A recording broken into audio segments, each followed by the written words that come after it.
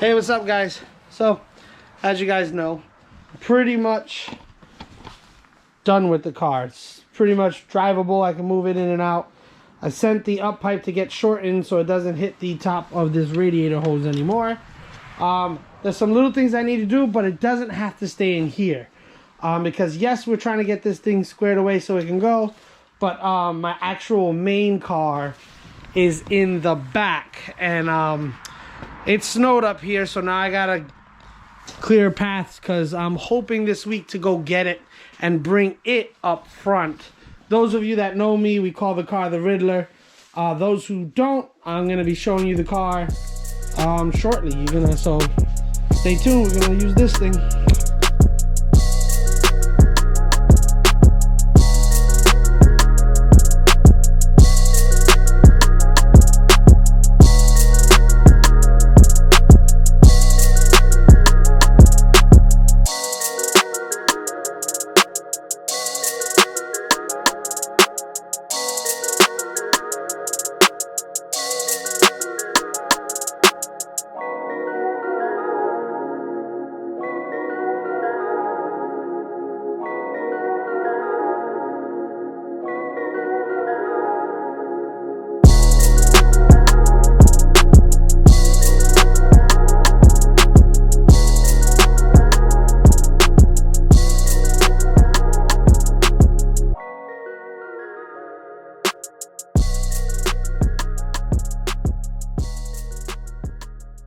I try to show it to you now, but it's too dark.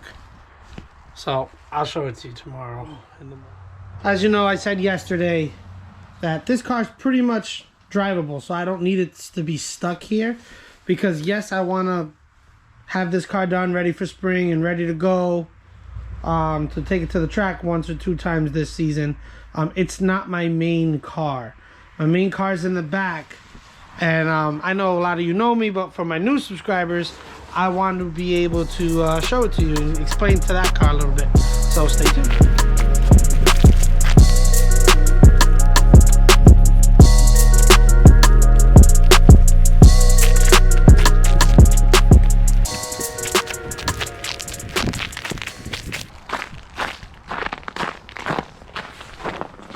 All right, we made it.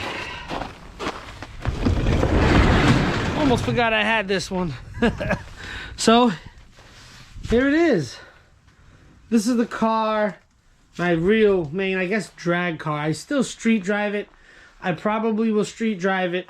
The short block, okay, so V1, the LS Turbo that I first did, that ended up going into this shell about 3 or 4 years ago, and I threw a VTEC head on it. We ended up switching the car to E85. The car went 11.1 at 130. It still has that same long block. It's been boosted now since, that short block has been boosted now since 2012. It's still running. The most it's ever made with a 6262 was 436 wheel horsepower on a Mustang dyno. We swapped it over to a 6176 turbo, and it went, it ended up making a little less, so like 412 wheel horsepower on a Mustang dyno. Took it apart, took everything here. We're gonna take all this out, sand this all down, get it ready for paint, and send it over to Navito's. They're gonna paint the entire car, and then we gotta throw everything back in it and get it ready. As you know, if you were paying attention from the other build, I took a lot of stuff off this to put it on that car. So I'm going to be getting new stuff, nicer stuff for this car, since this is the main car that I compete in FIS class with. But yeah, so right now my main goal is get it up, get it running, get it dyno tuned again. Once the other car is done, because I really want to break it to, I want to drive it to Broke Meat that's in Thompson Speedway. It's not too far from me. I think it'll be cool. I sit here, drive this with the 3-piece wide front end, and drive it to that car show. So yeah, that's the Riddler. It'll be out soon, hopefully this year. But like I said, I'm gonna start working on it this year. I really want to get it to broke meat. I have my fingers crossed. It's gonna be close because there's a lot of parts I need to get for it. I want to upgrade the intake manifold, not the intake manifolds. I want to upgrade the turbo piping, the intercooler, the manifold, change a few little things like that. But right now it's freezing up here, but today I'm going to try to install the wideband. Stay tuned. All right guys, so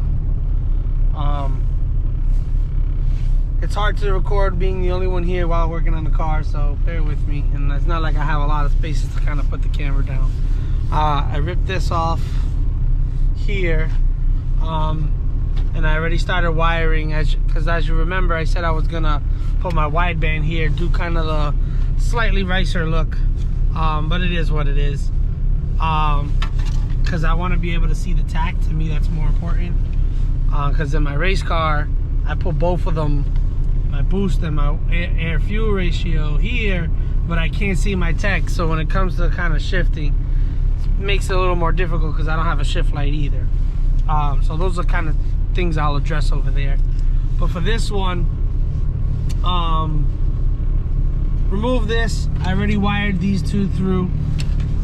It looks like I'm gonna have to trim this, and then I'm gonna have to put, of course, a hole in the trim for the wire to come through, and then we'll be ready to go. So stay tuned. Hey guys, so I didn't film much of me doing it, but there it is. I don't know if you can see it too well. I got the sun in its eyes, I know, but there it is. I set it as low as I can to, you know, help with the racer-ish kind of stuff. But it's there. I did double-sided sticky tape across the top, and then I have one little screw down there, kind of trying to hide it so it could look clean as possible. But other than that, the gauges are in. These two are all set. This one, I have the wires coming down.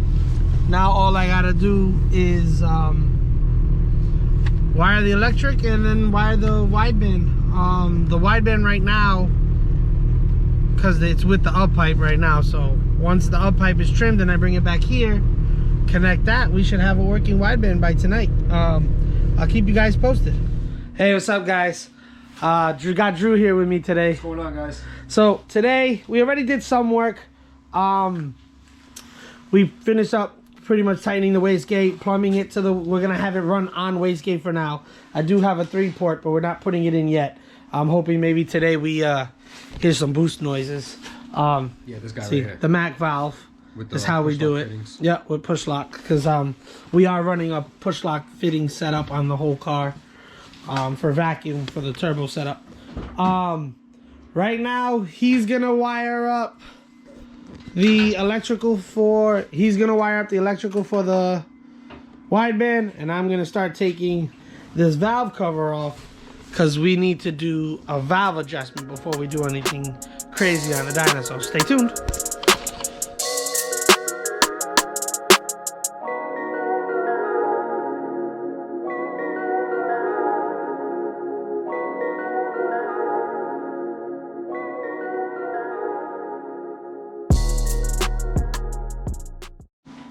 Oh, that's the motor. Sheesh.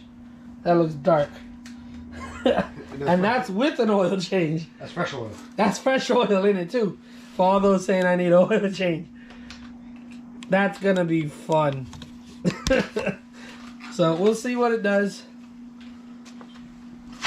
But my man Drew here is gonna work his magic and do the valve lash. That's way above my pay grade.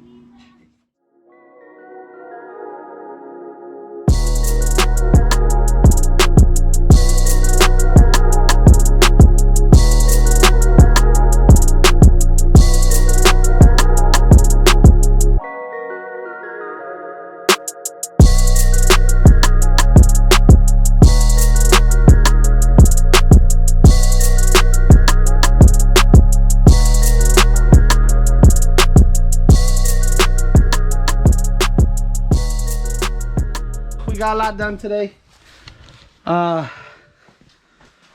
Wastegate's on. Wideband is in and wired up nicely. We took it for a test hit.